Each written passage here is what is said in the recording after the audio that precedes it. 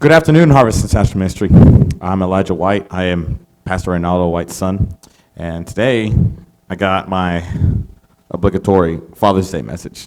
So, one thing's for sure is that Father's Day is tomorrow, so we're kind of jumping the gun here.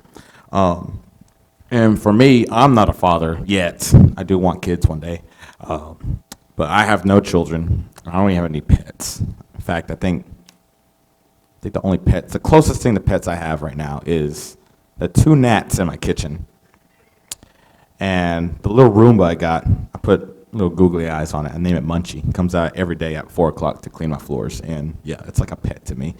It sits there and nibbles at my feet every now and then. But anyway, so we got a new word today to pass over the slide. Bastion. Ooh, that's so good. Okay. Some fathering advocates would say that almost every social ill is faced by America's children is related to fatherlessness. At my job, I work at a place where a lot of my coworkers happen to be single moms. And this could be from multiple reasons. It could be from divorce or, father unfortunately perishing. But majority of the time, it happens to do with them cheating. And so in today's current social norm right now, I see a lot of this. I'm on Snapchat, and a lot of my friends happen to be 20, 24, around that area. A lot of my friends are also single moms because, the boyfriend's just not there to settle with the kid. There's a pregnancy scare, and suddenly he's out. And unfortunately, this increases that margin so much so because you have social media now, and you have TV shows and everything kind of displaying that it is normal to not have a father. And I hate to say that. But we have a couple of statistics here that are just going to kind of blow some things out of water. Surprising, but kind of expected. Bastion. So cool. There are 1.8 million solo dads in the U.S. AKA, there are some dads out there who either have the kids or don't have the kids, and they're just out there sporadically everywhere. Statistics on absent fathers show that 7 million American dads were absent from the life of all their minor children. So you can imagine when kids get to a certain age and they're like, where's my dad at? And the emotional drama you could get from them trying to discover where their father is after all these years. And it doesn't ring any good bells from there. Divorces are one of the leading causes of fatherless homes. When it comes to importance of fathers, statistics can help determine how children see school and education. Father absent statistics show that adolescent women from fatherless homes have a higher chance of getting pregnant. According to statistics of fatherless homes, 17.4 million children lived in fatherless homes. Fatherlessness stats may be linked to higher rates of suicide in high school students. And children from single-parent homes participate in more government nutrition, education, etc. programs. Now, I am very grateful, and I'm very lucky to have my father raise me. I have both my parents. And my dad does an excellent job at teaching his kids. Even my two autistic brothers who are adopted, they have gone through so much with them. And honestly, it is a miracle that we made it this far. I feel like, no joke, I could have been just like a lot of my coworkers in a more sultry, disparaging situation had my father not been in my life. And you know what? It wasn't until maybe I was, 20 when I stopped taking my father for granted. And I started realizing this whole time, all the fussing that he's done, all the arguments, and a lot of what made my childhood seemingly bad was actually my dad trying to help me out. And I'm definitely much more grateful now as I've grown up. I'm 25. I'm going to be 26 here pretty soon. And I love my dad. I really do. And if you ever met him, he is a father to many others. He's basically got maybe 18 kids who are that's not his dad, but that's not their dad. But he sits there and he brings them all in because he knows the importance of being a father. Now, I'll tell you what, my dad did some really cool things when I was younger, like spankings. I ain't gonna lie, spankings have done a number on me. If you've met me, I don't curse. I have never said something nasty since I was 6 years old, and he caught me when I was on tape recorder. I thought it'd be funny to throw out, female dog, or the other word for fecal matter, which starts with an S. And from then on out, I remember from this point now, it was a leather belt, brown, with about 86 holes, and that thing had made some damage on my butt. Now, I ain't gonna lie, when I hit those squats, I gotta thank my father, because this thing has been purely tenderized.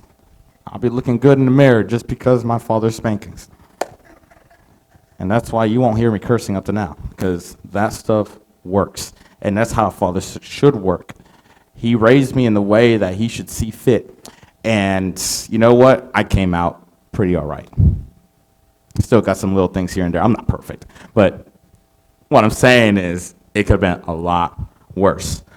Bastion. That was loud. Okay, there we go.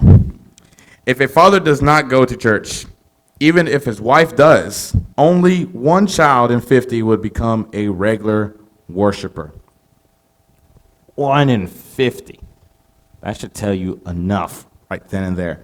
If the mother does not attend church, but the father does, 66% of children will continue attending church. If both parents attend church, 75% of the children become regular attenders. And we've had a lot of families in our church, and we've had, we had 3 childbirths here in the past 3 years? 4? No, 4? 4? Yeah, 4. And luckily, yeah, that's right.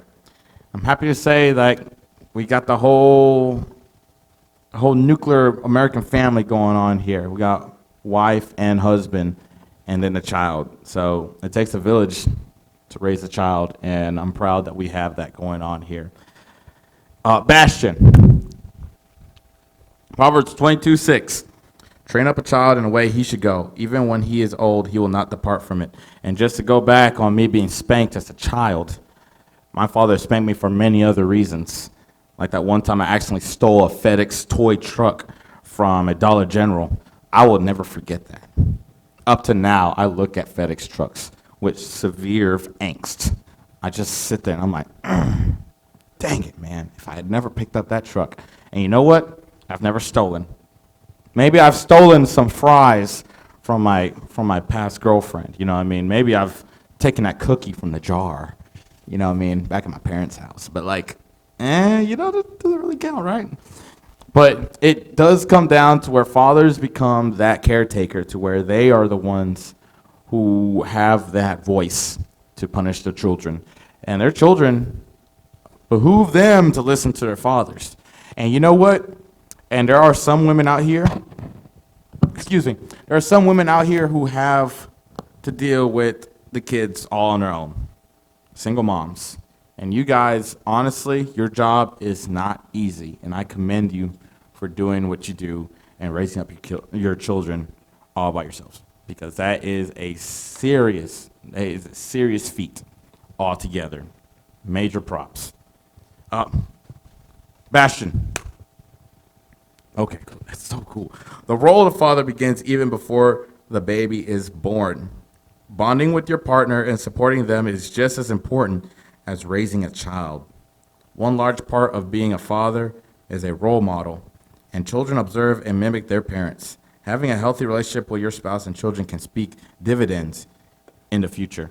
If you are a father and your kid's about, 1.5, you can already kind of tell the baby's going to start mimicking how you speak, how you say. When they start walking, they're going to get that balance down. But they really, honestly, are little tiny, like CIA cameras. They observe everything that you do, and they will adopt that like a sponge. Everything just gets soaked in. And so when you sit there and you react to them, say, if they fall over, and you react to them in empathy, You know, they'll take notice of that. If they were to sit there and break something, do you react in like sympathetic, soft tones, like no, don't do that, or do you just go off and aggress? You just sit there and get angry at them. You start screaming. All your kids are going to take notice of that. And then when they start growing up, you'll find that they start reacting a lot like you. I have one coworker of mine. She has a little daughter. She's 6, 7 now? She just had a birthday. 7 years old. This coworker of mine, she's extremely stoic. When you first meet her, you think she wants to kill you because she has that, what's that word they use? RBF? They have that resting female dog face. Yeah. So you see her, and she's kind of looking at you like this. And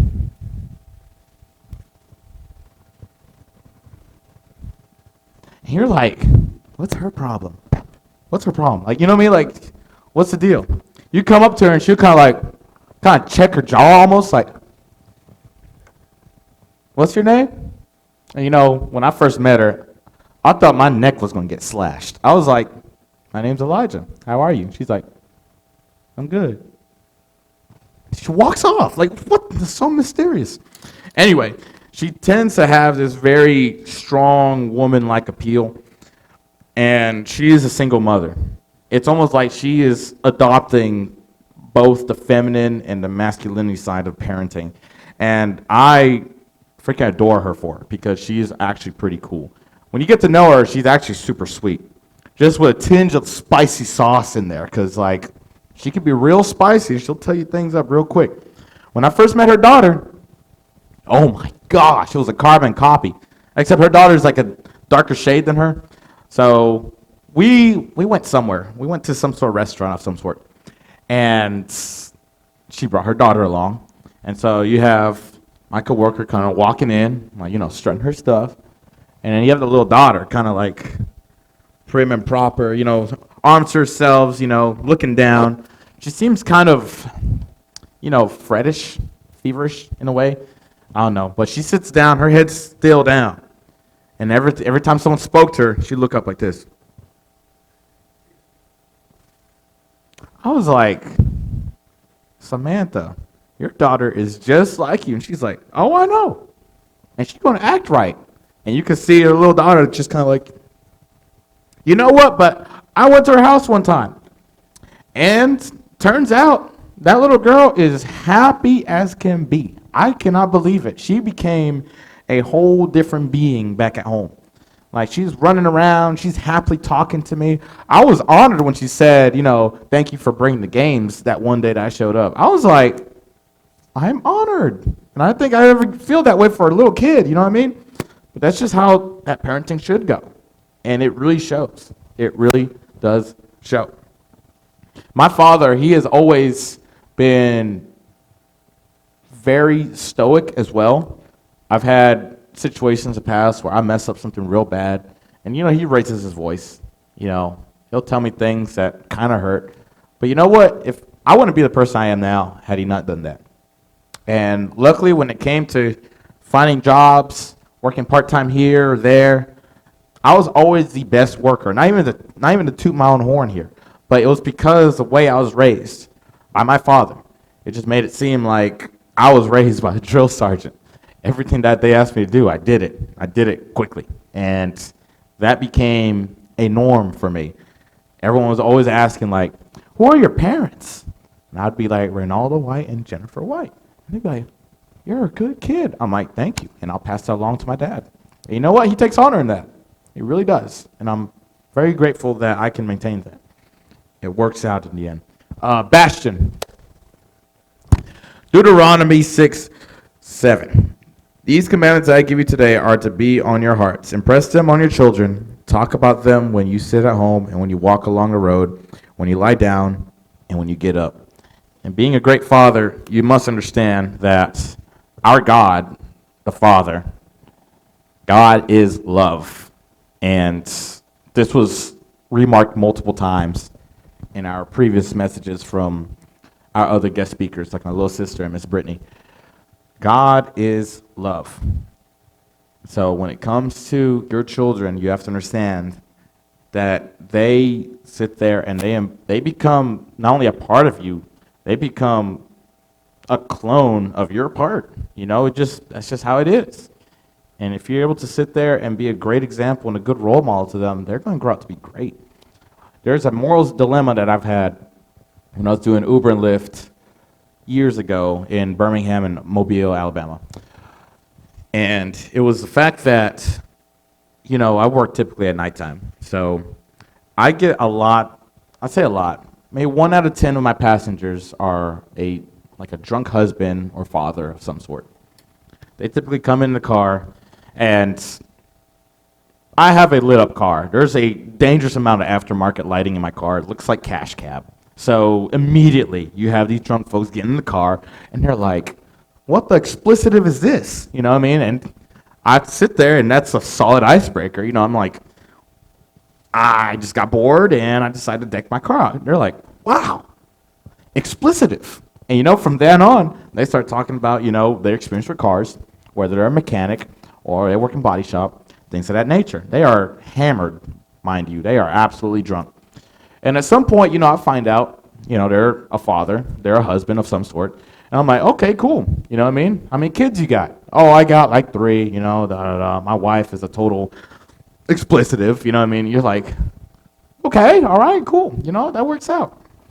But the unfortunate thing is that whenever I drop these folks off, they always have a tandem, this nature, they had a form of aggression to them. And as an Uber driver, I just feel partially guilty of the fact that I just dropped off, a husband who is absolutely gone off the wind back at home.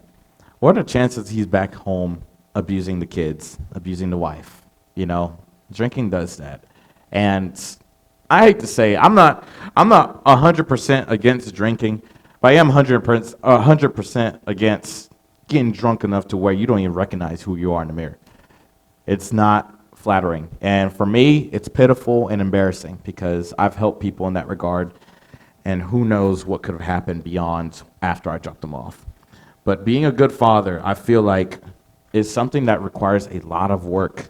And it's not an easy feat by any means. Like I said, I only own a daggum Roomba. And so, just telling my thing to get off of me, I got to see how I may react when later on in the future I actually have kids, And that's something that's just something that's a part of me too that I have to keep in mind. Now, I don't have a girlfriend right now. And so I don't really have to worry about being a father anytime soon, but it's things like that where I can look at my father's example and call and ask him, questions in regard to things like that. And it's like, wow, there's that. And if you do not have a father, you must understand that you do have a father in heaven and that you can pray and talk to. That is someone that you can sit there and just kind of like, Lord God, what can I do?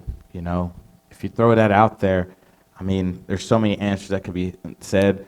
You may not even answer what you asked for, but it's up there, And so, again, I'm grateful for my father. Tomorrow's Father's Day.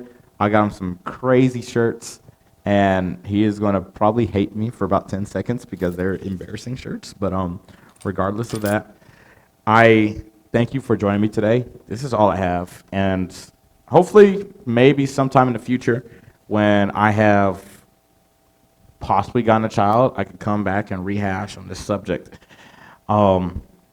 This is no type of instant gratification for me here. This is going to wait for a good while. But again, I'm grateful where I'm at, and I'm grateful for all of you for tuning in. Thank you, and have a great evening.